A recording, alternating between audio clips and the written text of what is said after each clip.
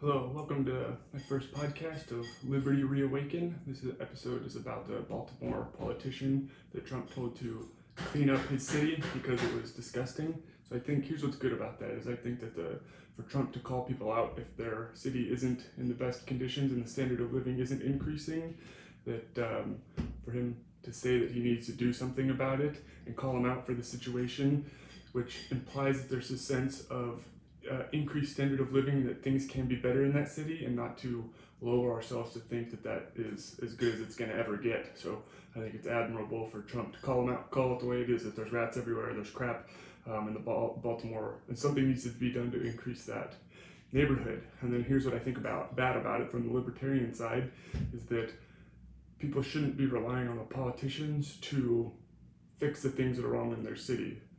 For some government program, if you're worried about where the tax dollars are being spent and what government entity is going to clean it up, I think is wrong. What needs to happen is there needs to be a better sense of individual responsibility. That neighborhood has to be able to want to clean up themselves, otherwise you can dump all the money into it, and then it just turns to crap. You know, if you give somebody who doesn't understand the values of neighborhood and community, no matter how much money you pave the city in gold, but they're still gonna ruin it.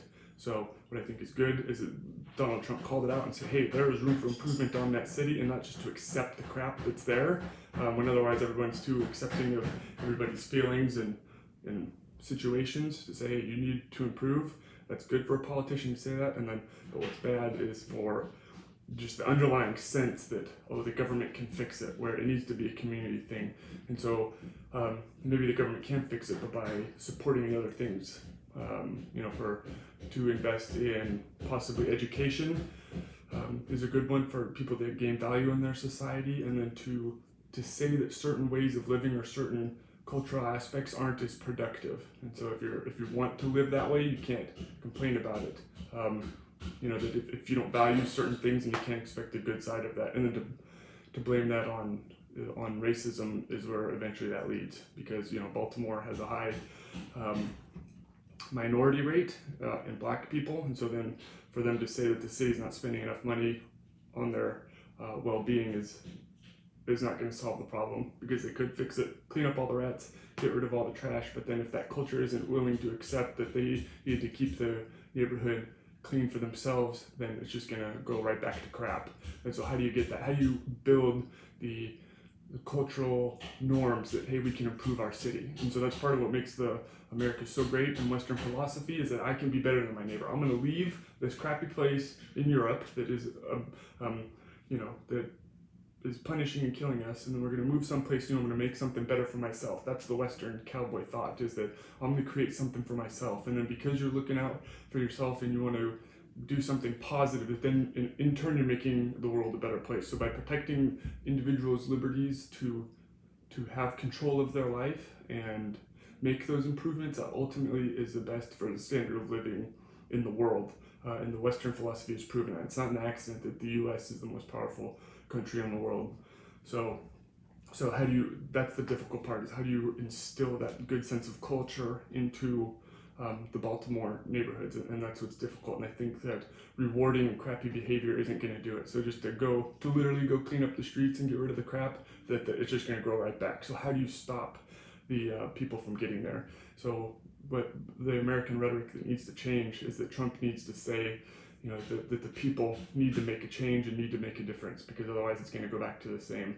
And for people, the wrong assumption is for people to rely on the government so much to do that it needs to be an individual thing. Okay, so I just wanted to say those words that was a news article I saw that was bothering me. So then now for all my episodes is that I'm going to talk about the LibertyReawaken, and then the title of the episode. I'm going to go right in to talking about that, and then afterwards I'll let you know a little bit about myself, or some other thoughts that I've had. So let's see here.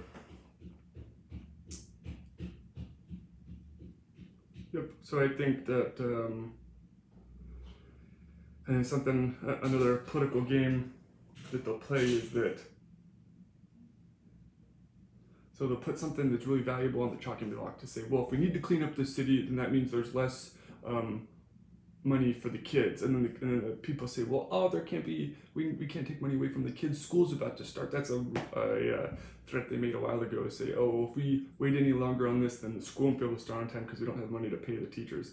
So just to be aware that is obviously just they're politicizing the event by making people, tying their emotions to what's going on.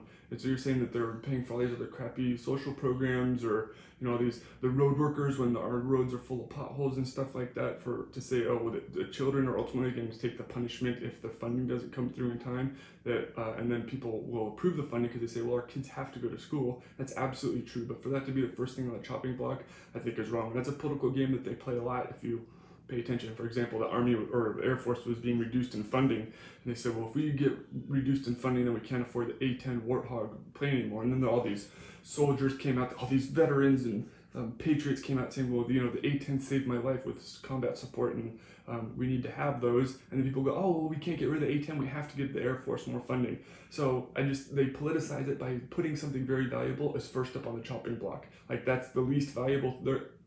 They don't say they're going to cut off the least valuable thing. They say, well, if we're going to cut funding, then we're going to cut off this valuable thing. And people say, what the heck, we need that, so we need to give them more money. Where if you took a closer look at their budget, I'm sure you could find something that indeed they could get rid of, and not that's as valuable as the A-10. So to be aware of that, as that discussion in Baltimore progresses, you might be able to see something like that, where if they can't get the funding, they're going to threaten to say, oh, well, if we, since we can't clean up the city, we're going to need to cut this program for the elderly. And people go, oh, we should take care of the old people, and then they play to emotions, and then it turns into the taxpayer spending more money and the U.S. going into more debt.